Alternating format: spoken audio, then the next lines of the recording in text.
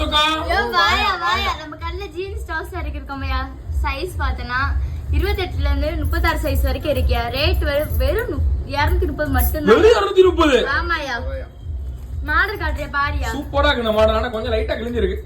ஆமா எந்த மாதிரி தான் கேட்காத. ரைட் நம்ம கிட்ட இதுக்கு பெரிய சைஸ் இருக்கு.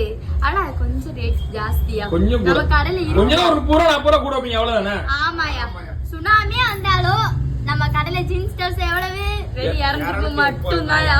கடை திறந்தப்ப வீடியோ போட்டீங்க அதுல 230 சொன்னீங்க. இப்ப இந்த வீடியோ போடுறீங்க அதே ரேட் தான் வச்சிருப்போம். ஆம்பளை சொக்கனால அந்த ரேட் தாயா. ரைட்.